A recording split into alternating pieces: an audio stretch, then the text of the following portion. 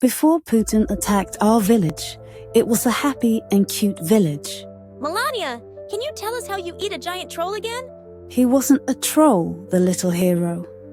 It was just a huge bear. But if you want to listen, maybe I will tell you a Draco story. From the wars beyond the seas, suddenly, our night turned into a nightmare. Vlad Putinson and his men had a sudden night attack to rob our village. Young, old, and children were massacred. They destroyed our village. As the ash smell filled my nose, the soil under my feet was still hot. This was my home. Now, it was just business and bones. My house, my people, everything. Jarl Volgrim and his bloodthirsty men had ruined this place. The fate of someone born with a sword was written with blood. I was the person who would spill my blood and break this fate. I collapsed on my knees.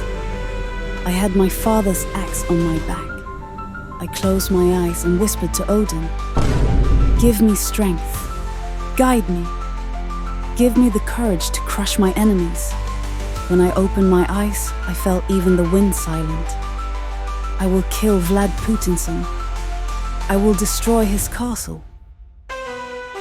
I set out with the first light of the morning. I had 10 men with me loyal to me. They were my brothers. They would be with me until my death. We crossed the ice-cold rivers for 2 days and climbed the volcanic rocks. I remembered my oath every step of the way. I came for blood. I came for death. And finally, I saw the castle of Vlad Putinson. We stopped in front of the big wooden door, the sounds of his warriors coming from inside. "Hear me, Vladimir," I shouted. Then we broke down the door. And they rushed at us, screaming. Swords clashed in the air. The heat of the first blood splashed on my hand as my axe met flesh and bone. My every move was a prayer of rage as we fought hand to hand.